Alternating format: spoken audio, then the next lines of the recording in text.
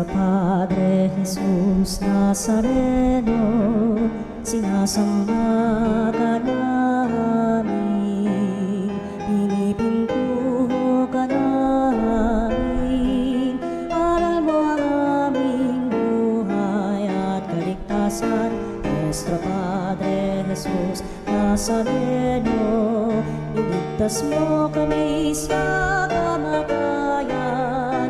Ang krus mong pinamatayan ay sagisag ng aming kaligtasan. Nuestro Padre Jesus Nazareno, dinarangal ka namin.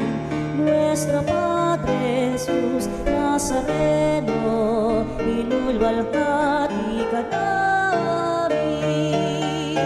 Nuestro Padre Jesus Nazareno, inarangal ka namin. Nuestro Padre Jesus Nazareno, inulwalhati ka namin.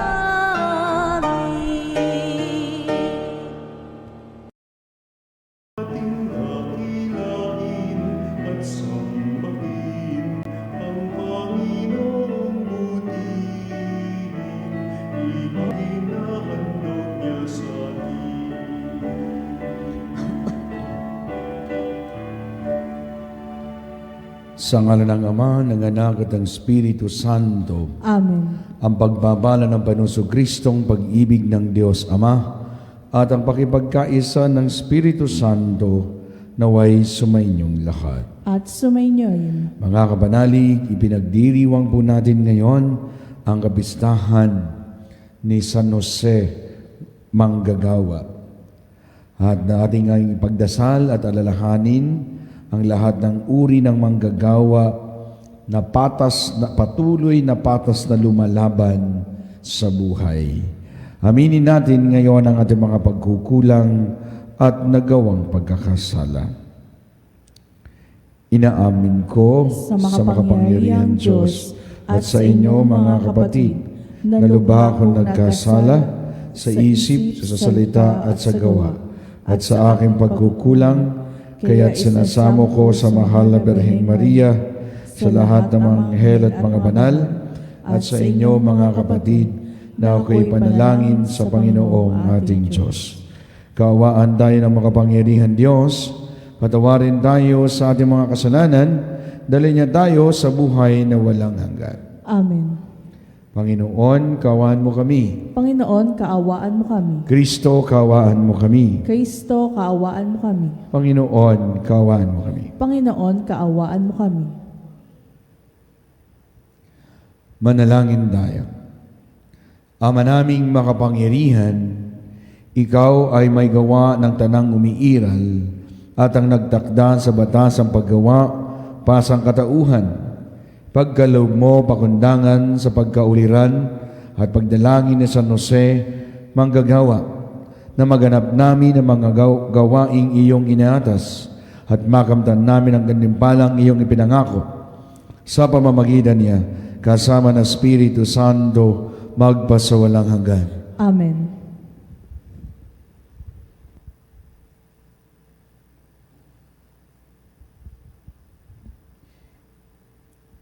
Pagbasa mula sa sulat ni Apostol San Pablo sa mga taga-Kolosas.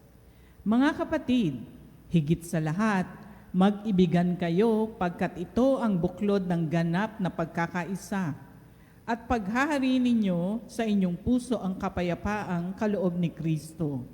Sapagkat ito ang dahilan kaya kayo tinawag upang maging bahagi ng isang katawan. Magpasalamat kayong lagi. At anuman ang gagawin ninyo, maging sa salita o sa gawa, gawin ninyong lahat sa pangalan ng Panginoong Hesus at sa pamamagitan niya, magpasalamat kayo sa Diyos Ama. Anuman ang inyong ginagawa, gawin ninyo ng magaan sa kalooban na waring hindi sa tao kayo naglilingkod kundi sa Panginoon. Alam naman ninyong gagantimpalaan kayo ng Panginoon. Tatanggapin ninyo ang inilaan niya sa kanyang mga anak sapagkat si Kristo ang Panginoong pinaglilingkuran ninyo. Ang salita ng Diyos. Salamat sa Diyos. Poon kami pagpalain at iyong pagtagumpayin. Poon kami pagpalain at iyong pagtagumpayin. Wala pa ang mga bundok, hindi mo pa nilalalang, hindi mo pa nililikha itong buong daigdigan. Ikaw noon ay Diyos na, pagkat ika'y walang hanggan. Poon kami pagpalain at iyong pagtagumpayin. Yaong taong nilikha mo'y bumabalik sa alabok. Sa lupa ay nagbabalik kapag iyong iniutos.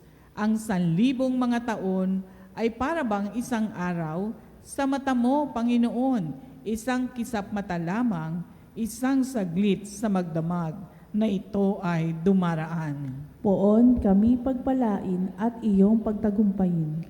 Yamang itong buhay nami maikli lang na panahon, itanim sa isip namin upang kami ay dumunong.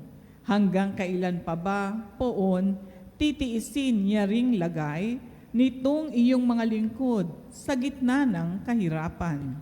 Poon kami pagpalain at iyong pagtagumpayin. Kung umagay ipadama yaong wagas mong pag-ibig, at sa buong buhay nami may galak ang aming awit.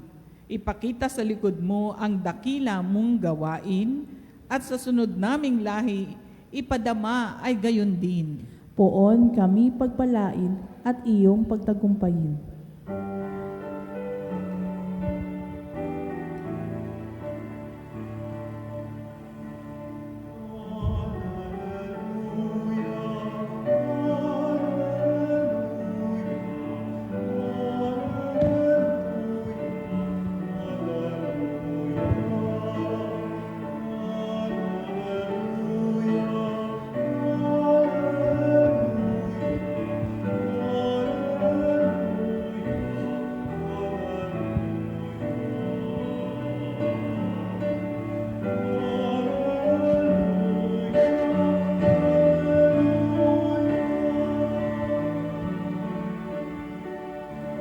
Sumainyo ang Panginoon. At sumainyo rin. Ang bagupahayag ng uting balita ng Panginoon ayon kay San Mateo. Papuri sa iyo, Panginoon. Noong panahong iyon, umuwi si Jesus sa kanyang bayan at nagturo sa kanilang sinagoga. Nagtaka ang mga nakarinig sa kanya at sabi nila, "Saan kumuha ng karunungan ng taong ito? Paano siya nakagagawa ng kababalaghan?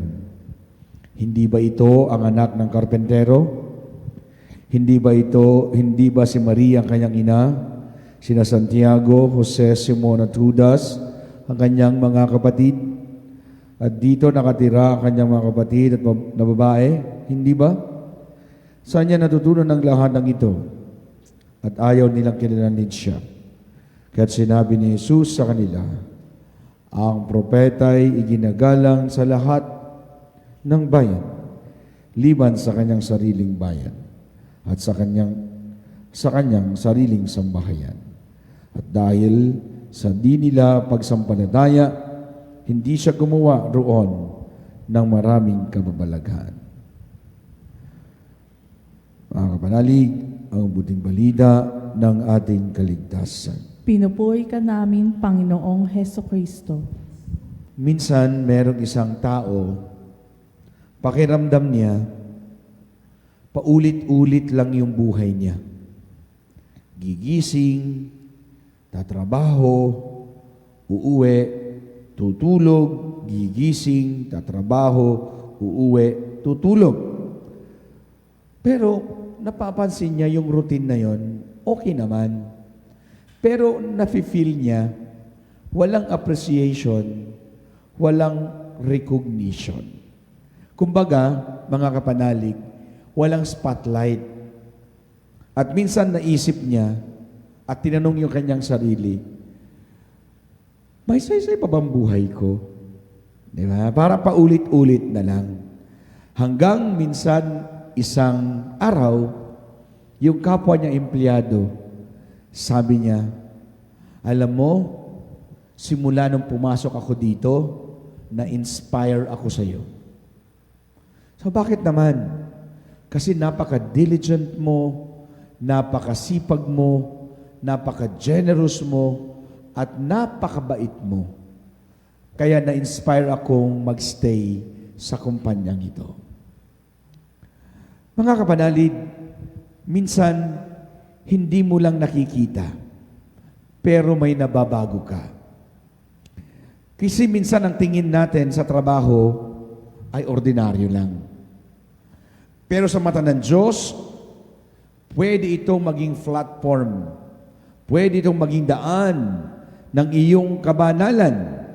Kaya nga't sinasabi doon sa Colossians chapter 3 verse 23, anuman ang iyong ginagawa, gawin ninyo ito ng buong puso parang sa Panginoon at hindi lang sa tao. Ito ang malinaw na paanyaya sa atin. Ang trabaho ay hindi lang para sa tao. Ito ay para sa Diyos. Hindi lang ito tungkol sa sweldo o 1530 life. Hindi lang sa approval, appreciation ng boss, kundi ang paglilingkod kay Kristo.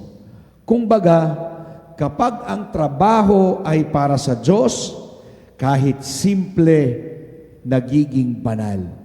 Paghuhugas ng plato, paglilinis ng bahay, pag-aayos ng gamit, lahat ng ito, pwede nating ialay sa kadakilaan ng Diyos. Sa ating ebanghelyo, mga kapatid, kilala nila si Jesus. Pero hindi nila siya tinanggap dahil ang nakita nila yung ordinaryong katayuan niya at ng kanyang pamilya. Ano yon? Anak siya ng karpentero. Ordinaryo, walang espesyal, pero mga kapanalig, doon sila nagkamali. Ang ordinaryo, kapag kasama ang Diyos, nagiging extraordinary. Kapag minaliit mo ang ordinaryong ginagawa mo, baka minamaliit mo ang gawa ng Diyos sa buhay mo. Kaya nga, si Saint Joseph ay isang simpleng karpentero. At si Jesus, tinawag na anak ng karpentero. Mga kapanalig, sa mata ng tao, ordinaryo, pero sa mata ng Diyos, instrumento ng kaligtasan. Tahimik siyang nagtrabaho, walang recognition, wala ngang naisulat na salita ni isa. Pero ang nakita sa kanya ng Diyos ay yung kanyang tapat na pagmamahal at dedication araw-araw. Tandaan po natin, ang kabanalan ay hindi nasa posisyon, nasa disposition ng ating mga puso.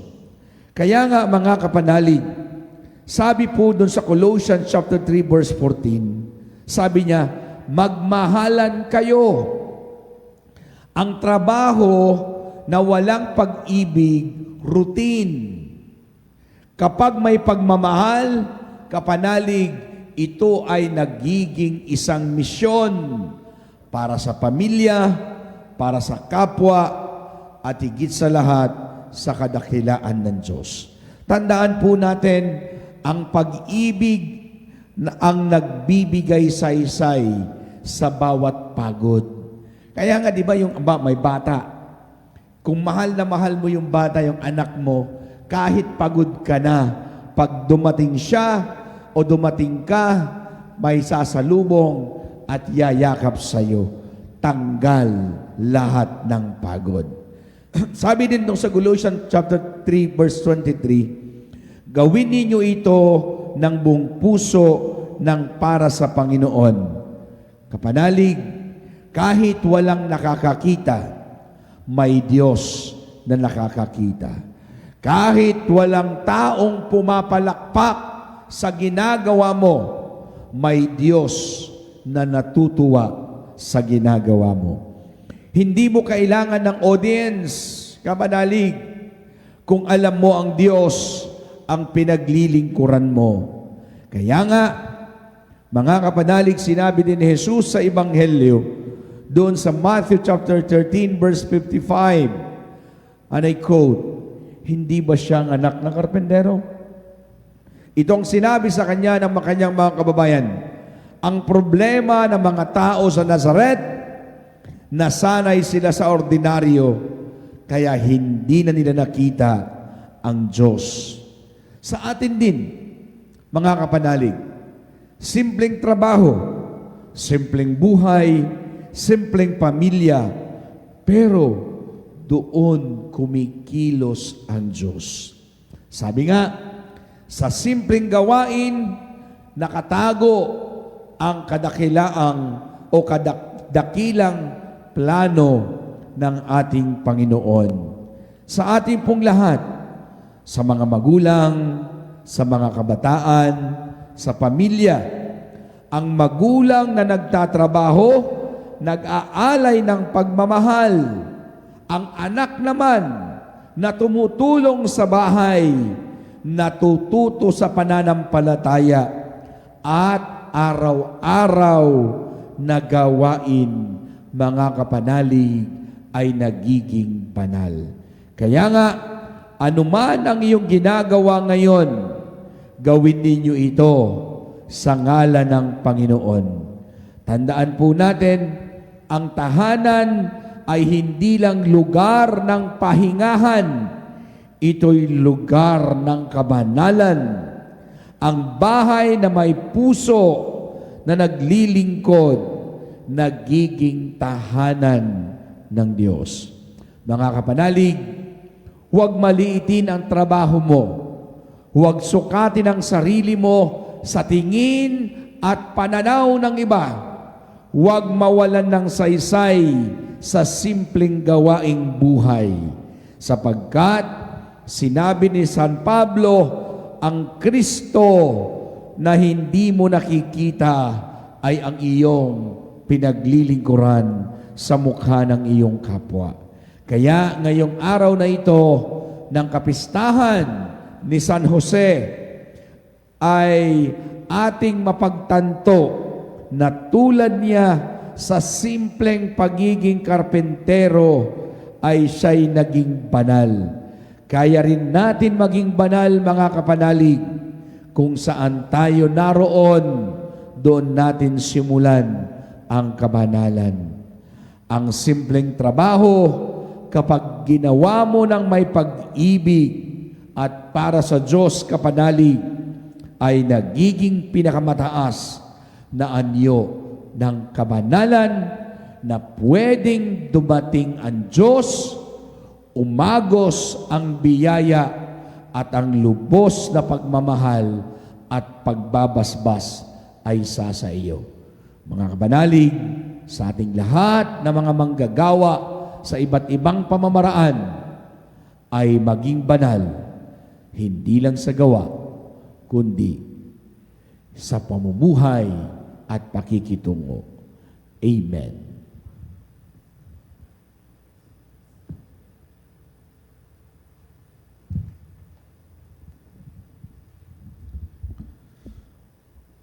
Mga banalig, tayo po ay manalangin at sa bawat panalangin, sabihin natin, Panginoon, dinggin mo ang aming panalangin. Panginoon, dinggin mo ang aming panalangin. Ang simbahan naway magpatuloy sa pagpapahayag ng mga kahalagahan ng katarungan bilang susi sa ating kapayapaan. Manalangin tayo sa Panginoon. Panginoon, dinggin mo ang aming panalangin. Ang mga pinuno ng pamahalaan at mga ekonomista naway magsikap para sa makatarungang pamamahagi ng mga yaman at magtaguyod ng dangal ng lahat ng tao. Manalangin tayo sa Panginoon. Panginoon, dinggin mo ang aming panalangin. Ang mga negosyante naway gamitin ang kanilang mga pangkabuhayang interes para sa paglilingkod sa lahat. Manalangin tayo sa Panginoon. Panginoon, dinggin mo ang aming panalangin. Ang mga dukha at mga walang hanap buhay naway makatagpo ng marangal na paraan ng ikabubuhay. Manalangin tayo sa Panginoon. Panginoon, dinggin mo ang aming panalangin. Ang mga yumaong naghirap sa paggawa noong sila'y nabubuhay pa rito sa lupa, naway makatanggap ng kanilang gantimpala sa kabilang buhay. Manalangin tayo sa Panginoon. Panginoon, dinggin mo ang aming panalangin. Sa ilang sandali ng katahimikan, ipanalangin natin ang kagalingan at natatanging kahilingan ng ating mga Eucharistic advocates.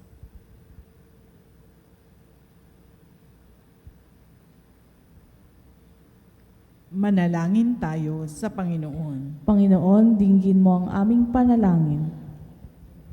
Mapagmahal na Ama, patuloy mong pabanalin ang aming gawain at lumogo kami sa pananampalataya at pagtitiwala sa tulong ni San Jose ang manggagawa.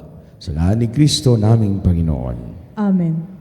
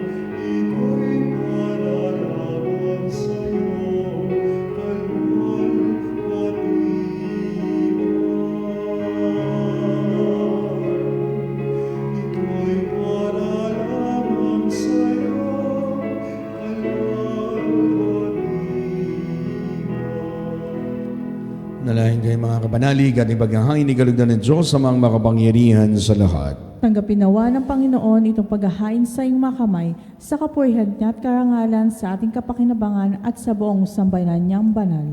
Ama naming lumikha, ikaw ang pinagmulan ng tanang kagandahang loob. Tungayan mo ang aming mga alay na inihain ngayon San Jose ay ginugunita namin para ng awa pagbigyan ang aming kahilingang naway may taguyod at tulungan ng mga handog naming inialay kasama ng Espiritu Santo magpasawalang hanggan. Amen. Sumainyong Panginoon, At sumainyo'y taas at Diyos sa inyong puso't diwa, itinaas na namin sa Panginoon. pasalamatan natin ang Panginoong ating Diyos. Marapat na siya ay pasalamat. Ama naming makapangyarihan, tuning ang marapat na ikaming pasalamatan, ngayong si San Joseng manggagawa ay pinararangalan. Nilob mong magpakasal kay Mariang mahal at si San Joseng maasahan sa pananagutan upang may amang lumingap sa angkang kinabibilangan ng iyong anak. Sa kapangyarihang Espiritong Banal, isinilang ang anak ni Maria, ang anak mong minamahal, para sa kanila'y si San Jose ay naghanap buhay.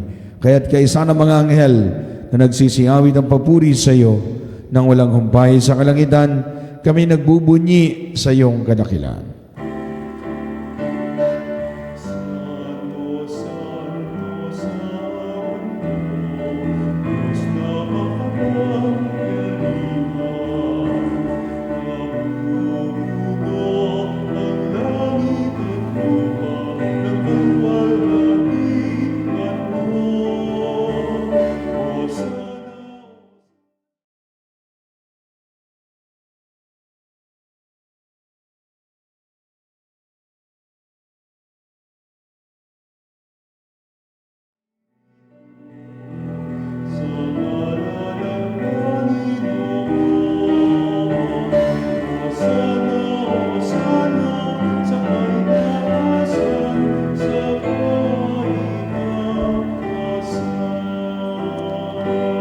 Ama naming banal, ikaw ang bukal ng tanang kabanalan, kaya sa pamamagitan ng Espiritu kay madalmang kaloob na ito, upang para sa aming maging katawan at dugo ng aming Panginoong Sukristo. Bago niya pinagtisa ang kusang loob na maging handog, hinawakan niya ang tinapay, pinasalamatan kanya, pinaghati-hati niya inabot sa kanyang mga lagad at sinabi, Tanggapin ninyong lahat ito at kanin. Ito ang aking katawan na handog para sa inyo.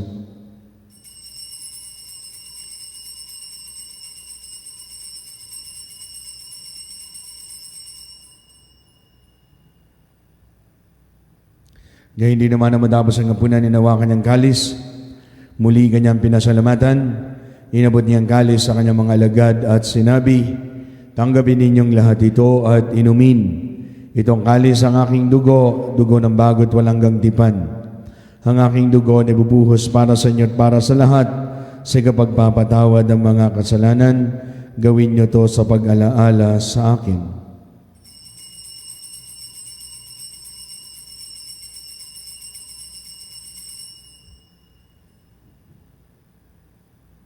Ang misteryo ng ating pananampalataya.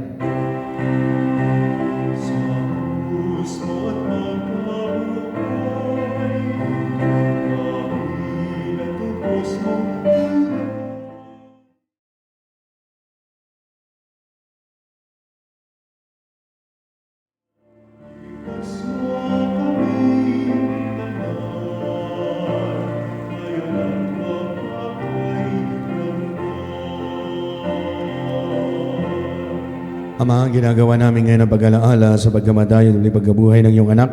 Kaya dinaalay namin sa iyo tinapay na nagbibigay buhay at kalis na nagkakalob ng kaligtasan. Kami nagpapasalamat, kami narapat at tumayo sa harap mo para maglingkod sa iyo. Sinasamo namin kayo magsalo-salo sa katawan na dugo ni Kristo, mabugdal sa pagkakaisa sa pamamagitan ng Espiritu Santo. Ama, lingapin mo ang simbahang laganap sa buong daigdig.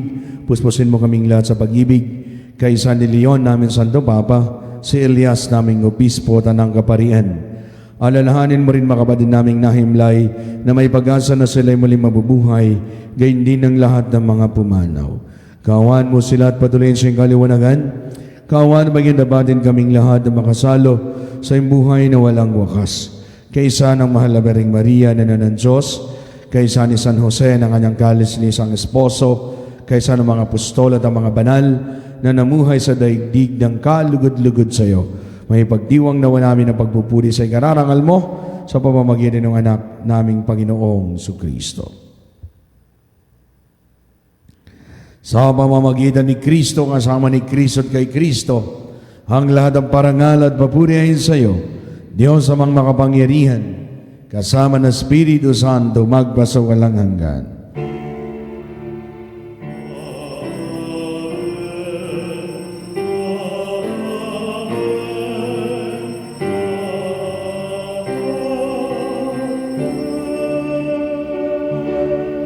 Ngayon, dasalin natin ang panalangin itinuro niya.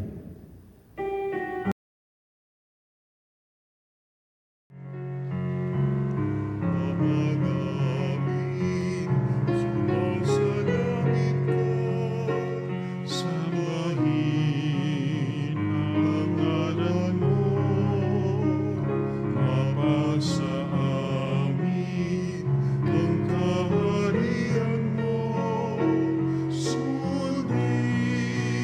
ang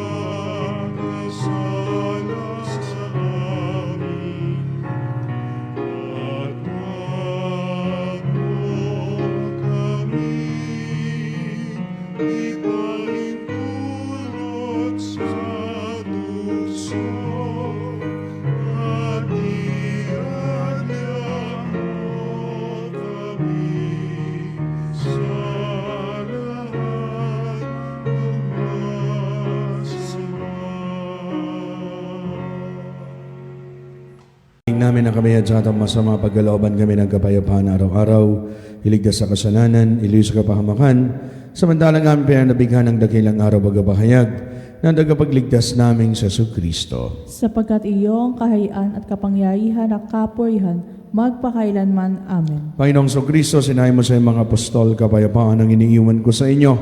Ang aking kapayapaan ang ibinibigay ko sa inyo. Tunghayin mo, Panginoon, ang aming pananampalataya. Huwag ang aming mga pagkakasala.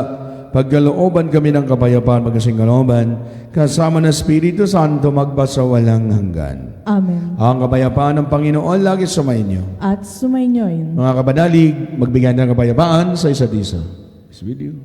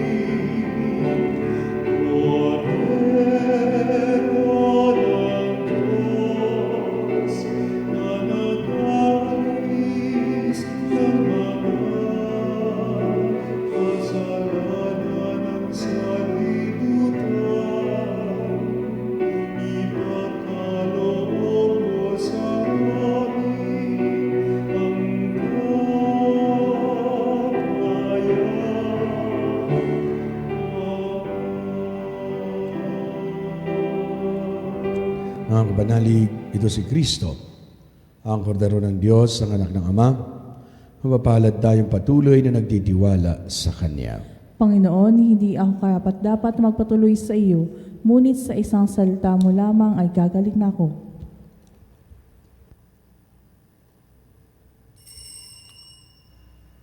Mga kapanalig, ating dasalin ang komunyong espiritual. O Jesus, nananalig ako sa pananahan mo sa kabanal-banalang sakramento. Minamahal kita higit sa lahat at hangad ka ng aking kaluluwa. Hindi ko man matatanggap ngayon ang iyong katawan at dugo, inaasahan ko na patuloy kang mamumuhay sa aking puso. Naniniwala ako na narito ka at kaisa ka ng aking buong pagkatao. Huwag mong ipahintulot na mawalay ako sa iyo. Amen. Panalangin sa karangalan ng Nuestro Padre Jesus Nazareno.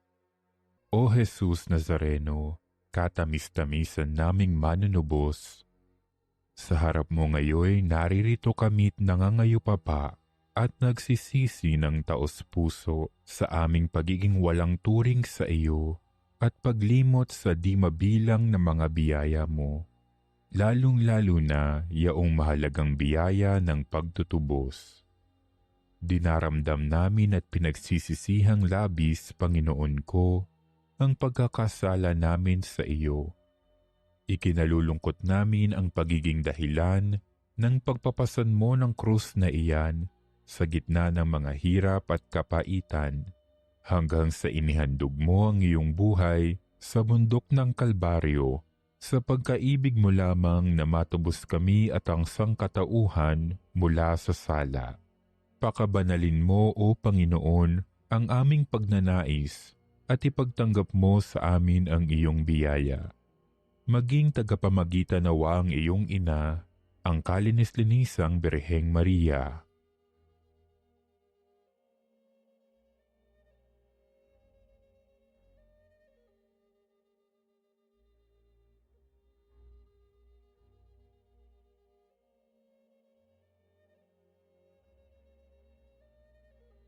Ama naming makapangyarihan, niloob mong akuin ang iyong anak, ang krus at kamatayan, upang ang sangkatauhan ay matubos at mabuhay. Ang pag-ako namin sa krus at kamatayan dito sa lupa, ayon sa diwa ng pagsunod sa iyong loob, na ginanap ng iyong anak, ay magpagindapat nawa naming kamtin ang lubos na katubusan at pagkabuhay sa iyong piling, sa pamamagitan ni Hesukristo, kasama ng Espiritu Santo, magpasawalang hanggan. Amen. Nuestro Padre Jesus Nazareno, Panginoon namin at Diyos, kaawaan mo kami. Ama naming mapagmahal, kaming iyong pinagsalo sa banal na pagkikinabang ay tumanggap nawang lubusan ng bungang walang marliw na kapayapaan sa pagtaglay namin ang katibayan ng iyong pag-ibig namin sa ating aming kalooban ayon sa limbawa ni San Jose Obrero sa pamamagitan ni Jesucristo kasama ng Espiritu Santo magpasawalang hanggan. Amen.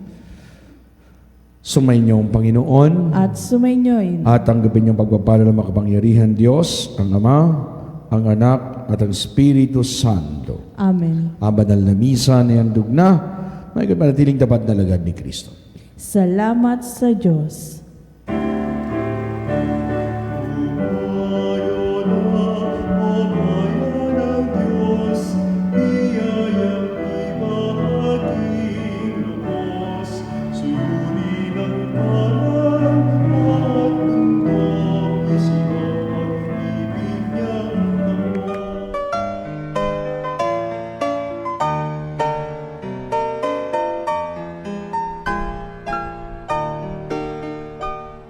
Nuestro Padre Jesus Nazareno, sinasamba ka namin, pinipintuho ka namin, aral mo ang aming buhay at kaligtasan. Nuestro Padre Jesus Nazareno, iligtas mo kami sa kamatayan, ang krus mong pinamatayan ay sagisag ng aming kaligtasan. Nuestro Padre Jesus Nazareno, dinarangal ka namin. Nuestro Padre Jesus Nazareno, inulwalhati ka namin. Nuestro Padre Jesus Nazareno, inarangal ka namin. Nuestro Padre Jesus Nazareno,